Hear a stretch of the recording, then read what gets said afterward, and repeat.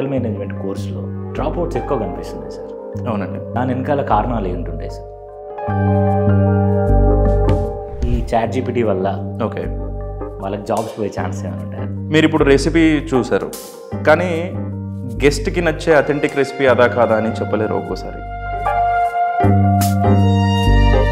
మీరు hotel management చేశారు, మీకు హైజీనిక్ తెలుసు, టేస్ట్ తెలుసు. సో ఈ హోటల్ మేనేజ్మెంట్ చేసిన వాళ్ళు స్ట్రీట్ ఫుడ్ తింటారా?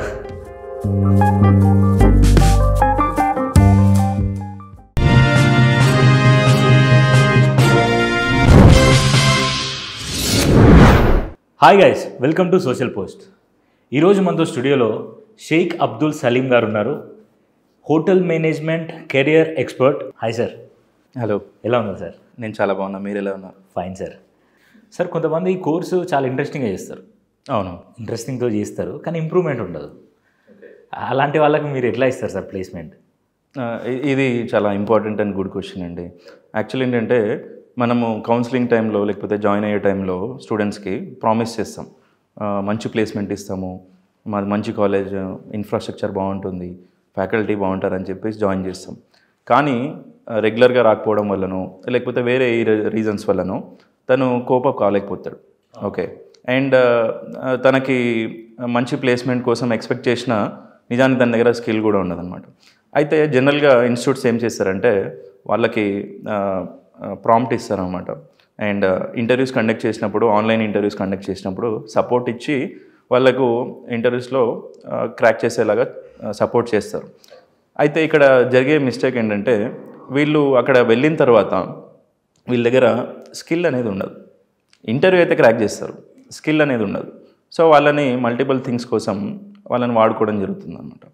సో దాంట్లో ఏమవుతుందంటే తను ఆ వర్క్ని చేయలేకపోవడము, ఓవర్ బర్డెన్ ఫీల్ అవ్వడము జరుగుతుంది. సో దానికి నేనేం చెప్తానంటే, ముందు నుంచే ఫోకస్డ్గా ఉండడం, రెగ్యులర్గా క్లాసెస్ వినడము, దాని తర్వాత ప్రాక్టికల్స్ని చాలా సీరియస్గా తీసుకోవడం చాలా ఇంపార్టెంట్ అనమాట. సో దీని మీద ఫోకస్ చేస్తేనే వీళ్ళు ప్రామిస్ చేసింది ఏదైనా సరే ఫుల్ఫిల్ చేయగలుగుతారు. సో ఒక సామెత ఉంటుంది అనమాట, గుర్రాన్ని నీటి దాకా తీసుకెళ్తాం కానీ తాగించలేమని చెప్పి. సో స్టూడెంట్ని కూడా అంతే అనమాట. మన దగ్గర ఎంత మంచి ఎక్విప్మెంట్ ఉన్నా, ఎంత మంచి ఫ్యాకల్టీ ఉన్నా, ఎంత మంచి మన దగ్గర వేరే సపోర్ట్ స్టాఫ్ ఉన్నా సరే, స్టూడెంట్లో ఇంట్రెస్ట్ లేనంత వరకు మనం తనకి ఏం చేయలేము. ఇట్లా ఒకవేళ ప్లేస్మెంట్ ఇప్పించినప్పటికీ తను సస్టైన్ అవ్వలేడు. సో డెఫినెట్లీ దొరికిపోతాడు అన్నమాట అక్కడ. సో వాళ్ళు ఏం చేస్తారంటే, ఎలాగో పని రాదు కాబట్టి వేరే ఏ పనైనా చేయి, ఎందుకంటే ఇతనికి ఇచ్చిన పని చెడగొడతాడు రాదు కాబట్టి. సో డెఫినెట్లీ ఇచ్చిన పని చేయాలి. సో ఒకటి చేయాలి ఆప్షన్, రెండోది చేయలేక రిటర్న్ వచ్చేసేయాలి. సో ఇలాంటి ప్రాబ్లమ్స్ అనేవి క్రియేట్ అవుతూ ఉంటాయి. సార్, మనం కంపారేటివ్గా చూస్తే మన హోటల్ మేనేజ్మెంట్ కోర్సులో డ్రాప్ అవుట్స్ ఎక్కువ కనిపిస్తున్నాయి సార్. అవునండి. దాని వెనకాల కారణాలు ఏంటుంటాయి సార్? డ్రాప్ అవుట్స్ ఎక్కువ ఉండడానికి మెయిన్ రీజన్ ఏంటంటే, అడ్మిషన్ ఇప్పించే టైంలో ఫాల్స్ ప్రామిసెస్ చేయడం అండి. ఓకే, సో ఒక కోర్స్ ఏదైతే స్టూడెంట్ చేస్తున్నాడో దాన్ని జెన్యూన్గా స్టూడెంట్ని ప్రజెంట్ చేయడం చాలా ఇంపార్టెంట్. అంటే ఈ కోర్స్ డీటెయిల్స్ ఏంటి, ఆ కోర్స్లో ఏం జరుగుతుంది, అండ్ ట్రైనింగ్ అంటే ఏంటి, ట్రైనింగ్లో ఏం చేస్తారు, కంప్లీట్గా స్టూడెంట్కి నాలెడ్జ్ ఇవ్వడం చాలా ఇంపార్టెంట్. సో అది తెలుసుకోకుండా ఇప్పుడు నేను బ్లేజర్ వేసుకొని కూర్చున్నా, హోటల్ మేనేజ్మెంట్ అంటే బ్లేజర్ వేసుకొని కూర్చోవడమే అని ఒక అండర్స్టాండింగ్కి వచ్చాడు అనుకోండి స్టూడెంట్, అల్టిమేట్లీ తను అక్కడ వెళ్ళిన తర్వాత రియాలిటీని చూసి భయపడిపోయి డ్రాప్ అవుట్ అవుతూ ఉంటాను. ఓకే. సో మెయిన్ థింగ్ ఏంటంటే, ఫస్ట్ థింగ్ చాలామంది స్టూడెంట్స్ డ్రాప్ అవడానికి గ్రూమింగ్ అనేది మెయింటైన్ చేయాల్సి ఉంటుంది. సో క్లీన్ షేవ్ చేయాలి, లేకపోతే బియర్డ్ ఉంటే బియర్డ్ మెయింటైన్ చేయాలి, షార్ట్ హెయిర్ కట్ ఉండాలి. సో ఇవన్నీ రూల్స్ రెగ్యులేషన్స్ హోటల్లో డెఫినెట్లీ మెయింటైన్ చేయాల్సి ఉంటుంది. సో చాలామంది స్టూడెంట్స్కి ఇవి ఇంట్రెస్ట్ ఉండదు.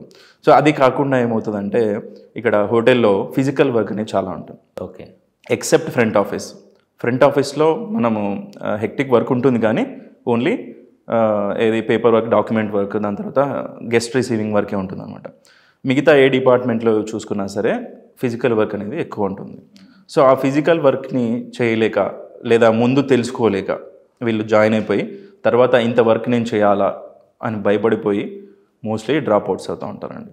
ఇది మెయిన్ రీజన్ అది. ఎస్.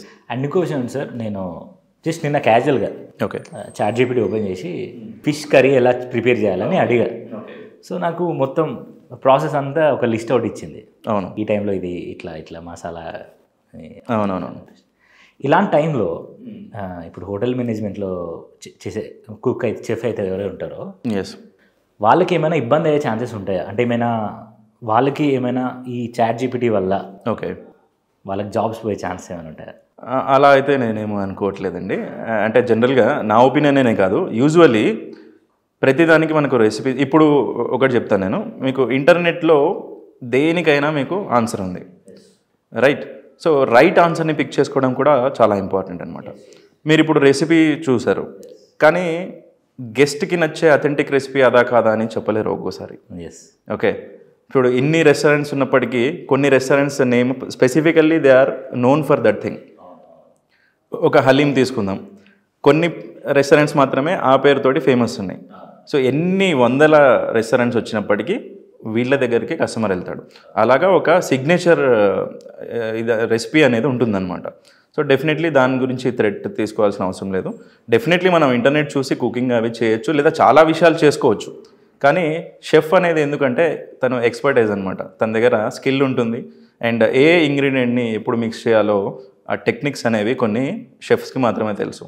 ఆ టెక్స్చర్ ఎట్లా తెప్పించాలి అనేది మీకు ఎన్ని వీడియోస్ చూసినా సరే రియలిస్టిక్గా మీరు ఎక్స్పర్ట్ దగ్గర నేర్చుకోవడంతోనే మీకు అది వస్తుందన్నమాట. మీరు ఆన్లైన్లో చూసి క్రికెట్ నేర్చుకోవచ్చు, కానీ రాహుల్ ద్రావిడ్ దగ్గర లేదా సచిన్ దగ్గర నేర్చుకోవడానికి మీరు ఇంటి దగ్గర ఉన్న కోచ్తో నేర్చుకోవడానికి చాలా డిఫరెన్స్ ఉంటుంది. రివర్స్ స్వింగ్ ఎలా చేయాలి, ఇన్ స్వింగ్ అవుట్ స్వింగ్ ఎలా చేయాలి, అది మీకు మొహమ్మద్ షమియో లేకపోతే మంచి మనం బుమ్రా చెప్తేనే తెలుస్తుంది. కానీ మన దగ్గర కోచ్ ఉన్నాడు వచ్చేస్తుంది అనుకుంటే అంత ఈజీ కాదండి అది. అండ్ ఇంకో విషయం ఏంటంటే సార్, మీరు హోటల్ మేనేజ్మెంట్ చేశారు, మీకు హైజీనిక్ తెలుసు, టేస్ట్ తెలుసు. సో ఈ హోటల్ మేనేజ్మెంట్ చేసిన వాళ్ళు స్ట్రీట్ ఫుడ్ తింటారా? This my question. నా వరకు అయితే నేను కొంచెం డౌట్ఫుల్గానే తింటానండి. అంటే వెరీ రేర్గా నేను స్ట్రీట్ ఫుడ్ని ఆప్ట్ చేస్తాను, ఎందుకంటే definitely there won't be any hygiene. నేను ముందే చెప్పాను మీకు ఏంటంటే మన సెల్ఫ్ డిసిప్లిన్ కూడా చాలా ఇంపార్టెంట్. ఎందుకంటే మనం ఏది తింటే మన హెల్త్ బాగుంటుంది, ఏది మనకు మంచిది, అది ఆలోచించే మనం రెస్టారెంట్ దగ్గరికి వెళ్ళాలి. అది ఆలోచించకుండా ఇక్కడ పడితే అక్కడ తినేస్తున్నాం, మనకు తక్కువలో దొరుకుతుంది లేకపోతే టేస్ట్ బాగా దొరుకుతుంది అని వెళ్ళిపోతే రేపటి రోజు ఈ 300-400కి మనం తినడానికి 30,000-40,000 హాస్పిటల్ బిల్ కట్టుకోవాల్సి ఉంటుంది. మనము న్యూస్లో కూడా చూస్తున్నాం, ఏది షవర్మా తినేసి చనిపోయారనో, లేకపోతే ఈ మంది తినేసి చనిపోయారనో, బిర్యానీ తిని చనిపోయారనో.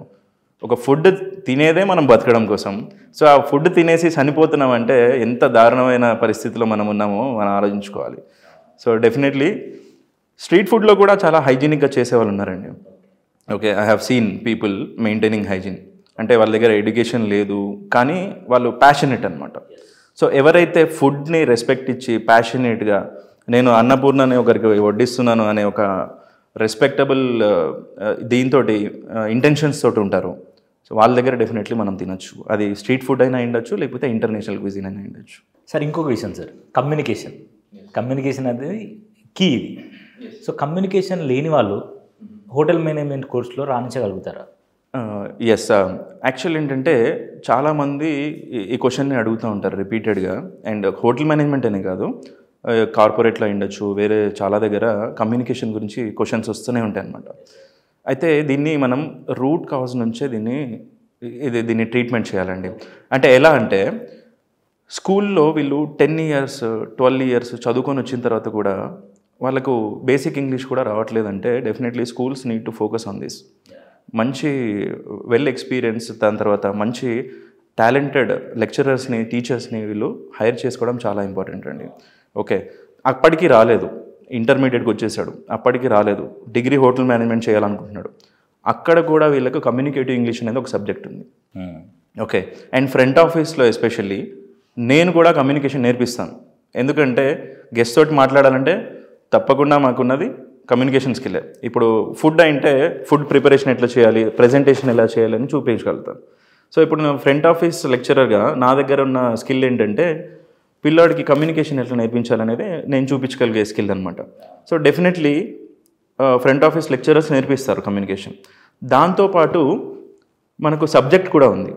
సో ఆ సబ్జెక్ట్ ఎవరైతే టీచ్ చేస్తున్నారో క్వాలిఫైడ్ లెక్చరర్స్ని పెట్టుకోవడం చాలా ఇంపార్టెంట్ అనమాట.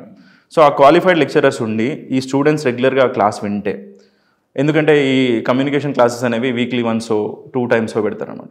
కానీ రెగ్యులర్గా పెట్టాలనేది నా సజెషన్. సో రెగ్యులర్గా కమ్యూనికేషన్ నేర్చుకుంటూ ఉంటే రాదు అనుకున్నాడు కూడా నేర్చుకోగలుగుతాడు. ఎందుకంటే ఇప్పుడు ఐన్స్టైన్తో పాటు వెళ్ళిన డ్రైవర్ తనతో పాటు వెళ్ళి విని ఒక లెక్చరర్ ఏదైతే ఉంటుందో తనే వెళ్ళి చెప్తాడనమాట ఐన్స్టైన్ ప్లేస్లో. కానీ ఎక్కడ దొరుకుతాడంటే డౌట్స్ చెప్పే దగ్గర దొరుకుతాడు. ఓకే, సో మనం వింటూ పోతే ఏదైనా సరే కంటిన్యూస్గా వస్తుంది. సో ఈ ఇన్స్టిట్యూషన్స్ ఏం చేయాలంటే రెగ్యులర్గా కమ్యూనికేషన్ క్లాసెస్ పెట్టాలి. అండ్ ఎలాగో ఫ్రంట్ ఆఫీస్లో కూడా నేర్పిస్తారు కాబట్టి స్టూడెంట్ ఇంట్రెస్టెడ్గా ఉంటే డెఫినెట్లీ ఈ బ్యారియర్ని వాళ్ళు ఓవర్కమ్ చేయొచ్చు అనమాట. సో ఇది చాలా చాలా ఇంపార్టెంట్. దీంతోపాటు మాట్లాడాలి అనే ఇంట్రెస్ట్ స్టూడెంట్లో మనం క్రియేట్ చేయగలగాలి. ఓకే, ఎందుకంటే చాలామంది ఇంట్రోవర్ట్స్ ఉంటారు, లేదా వాళ్ళు చాలా ఇంట్రెస్ట్ లేకుండా ఉంటారు అనమాట. వాళ్ళకి ఏ విషయం మీద కూడా ఇంట్రెస్ట్ ఉండదు. సో వాళ్ళలో ఇంట్రెస్ట్ క్రియేట్ చేయగలగాలి. ఎందుకంటే end of the day guest మనకు హోటల్కి రీచ్ అయ్యేది జస్ట్ వచ్చి సర్వీస్ తీసుకొని వెళ్ళడానికి కాదు, ఒక బెస్ట్ హాస్పిటాలిటీ ఎక్స్పీరియన్స్ కోసం. Thank you sir, thank you so much. Thank you. So చూసారు కదా, ఇవి మనం అబ్దుల్ షేక్ సలీం సార్తో మాట్లాడి తెలుసుకున్న విషయాలు. హోటల్ మేనేజ్మెంట్ గురించి ఎన్ని క్వశ్చన్స్ తవ్వుతున్నా కూడా వెళ్తూ ఉంటాయి. సో మీకు కూడా చాలా కన్ఫ్యూజన్స్ ఉంటుంటాయి. సో మీ ఫ్యామిలీలో ఎవరైనా హోటల్ మేనేజ్మెంట్ చేయాలి అని అనుకుంటే మీ డౌట్స్ ఏంటో కింద కామెంట్ చేయండి. అండ్ సార్ నెంబర్ కూడా నేను కింద డిస్ప్లే చేస్తున్నా. ఇఫ్ హ్యావ్ ఎనీ క్వశ్చన్స్ మీరు కాంటాక్ట్ అయ్యి అడగొచ్చు. సో మరొక ఇంటర్వ్యూతో మళ్ళీ మేము ముందుకు వస్తాం. అంతవరకు చూస్తూనే ఉండండి సోషల్ పోస్ట్. Thank you.